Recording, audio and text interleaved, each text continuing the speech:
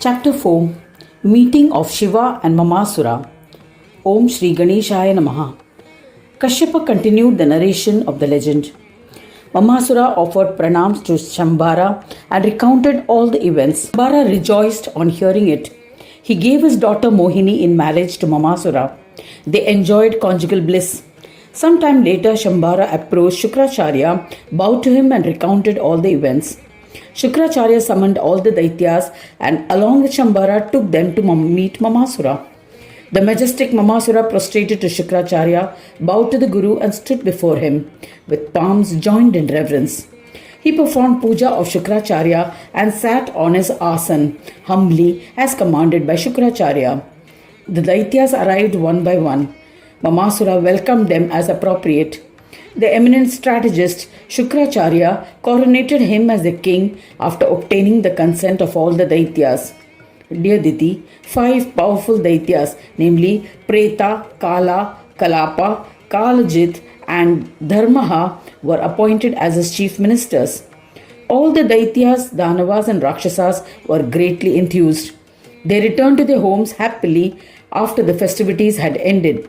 Mamasura established a beautiful capital city called Chintanasa. It was surrounded by a circular rampart. Residents belonging to different varnas and ashramas lived there. They enjoyed various material pleasures in the city and lived happily.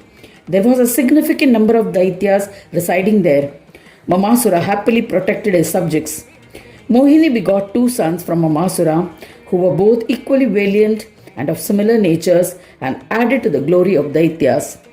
Brahmins named them Dharma and Adharma. Following their birth, Mamasura became more radiant. Once he invited his father-in-law and Mahamuni Shukracharya, offered his pranams and presented a proposal to him. He said, "O Swami, with your blessings I have attained enormous prowess. With the support of the Daityas, I plan to conquer the Brahmand. O Mahayogi, I am your obedient servant. Please opine and advise me, O Gurudeva." Kashyapa continued the narration. Hearing the words of Mamasura, Shukracharya, who was most proficient in the Vedas, advised his majestic disciple. He said, "O Mahasura, you have become powerful as you have been blessed with boons granted by Ganesha. Devotion to Ganesha exists in your heart. Hence, you should set forth to conquer the universe. O King of Daityas, you must never confront Vigneshwara. Thereby, you will be able to rule the world happily." The Daitya accepted the advice happily. He summoned the Daitya leaders and explained his plan. They all rejoiced and said, "What a wonderful thought." He asked the Brahmins to determine the auspicious moment to commence the battle. He had a formidable 4-fold army comprising of elephants, cavalry, chariots, and infantry.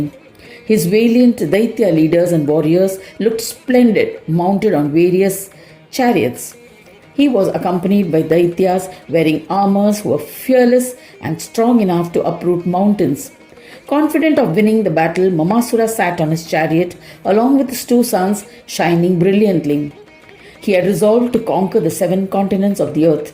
He defeated all the Kshatriyas and brought them under his dominion. Thereafter, they attacked Patal and defeated the mighty Sesha. They then proceeded to Swargaloka to defeat Indra and other devas. Indra gathered all Devaganas and prepared for battle. He mounted on Airavata and went to the battlefield. The Daitya warriors surrounded the army of the Devas and attacked them with various weapons. They captured Indra and with great fanfare took their prisoner to Mamasura. The mighty Mamasura occupied the throne of Indra. Ferocious Danava served him.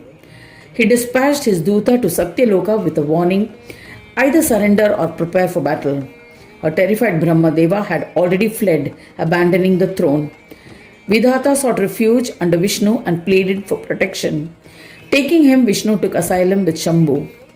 Learning of these developments, the Mahadaitya Mamasura went to Mount Kailash to battle with Shankara. Shakti and Surya, who were also frightened, arrived at Shivaloka.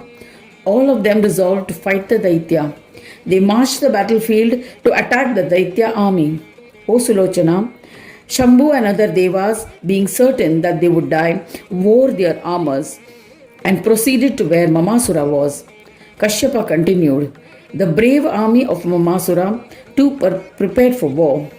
Thus ends the fourth chapter titled Meeting of Shiva and Mamasura in the seventh Khand of the Purana Upanishad, Srimad Mudgal Puran, describing the legends of Vignaraj, dedicated to Sri Gajanana.